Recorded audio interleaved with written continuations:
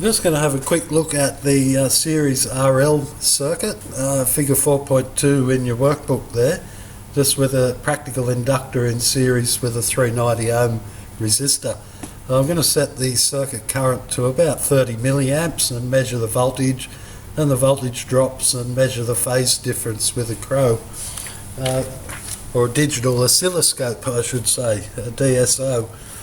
So the small little panel there's our CRO over there ready to take action, and I've just for convenience of connection into the circuit, I've just got channel 1 there connected to the yellow lead, channel 2 to the red lead, and the return down here on that blue lead, which is going back to the supply of the variac.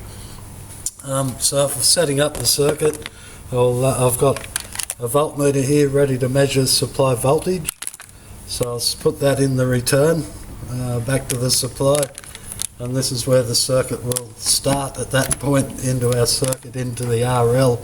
So out of the supply, let's bring that down a bit, so out of the supply through a tom tester, clip-on ammeter, into the inductor, and then a little bridge in series out the other side of the inductor into the 390 ohm resistor. So that's basically the circuit at this point. So when I turn on the supply voltage, you can see I've set it to about 30 milliamps there in the circuit, coming through an inductor through a resistor in series with it, and this voltmeter up here is indicating supply.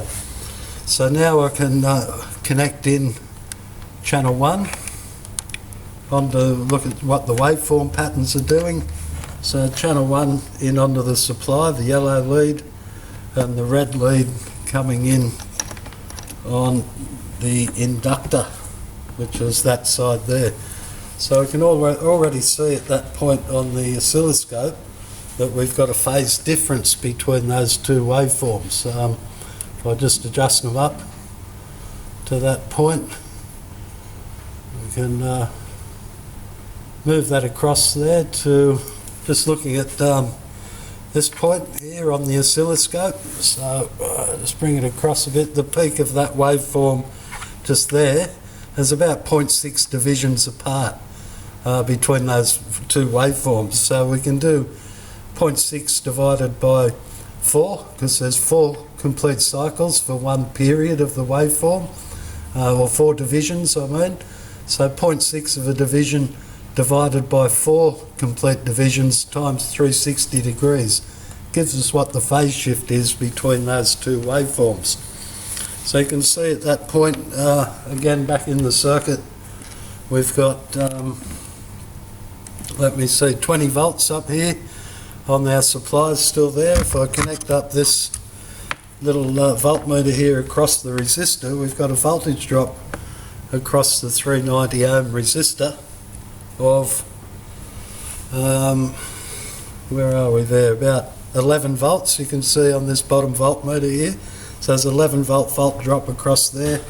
We've got across the inductor, we've got 16 volts across the L, the inductor, and you notice that 16 plus 11 is not equal to 20 because of the phase difference between the waveforms. It's a lagging current with the practical inductor. So if I quickly just move that L, the inductor, onto a capacitor, we can already see just by that little experiment there on the oscilloscope, the waveform has shifted to 90 degrees. So it's now leading characteristic of the two voltages. So up here we've seen a leading 0.1 division between the two peaks of the waveform, still 4 divisions long, so we've got a pure phase shift of 90 degrees between the capacitor and the resistor voltages there.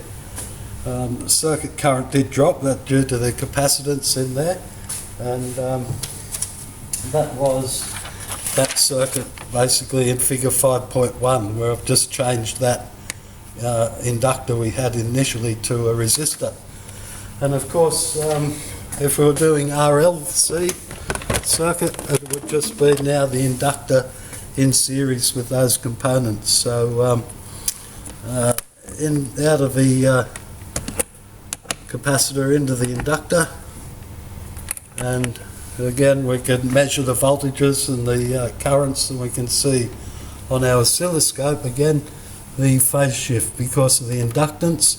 It's now not pure, it's not a full 90 degrees. The inductor's got additional resistance, but this will all lead into the study of power factor in your next few lessons that you're going to do, the improvement of power factor by the addition of a capacitance or capacitive reactance to overcome too much inductive reactance in the circuit.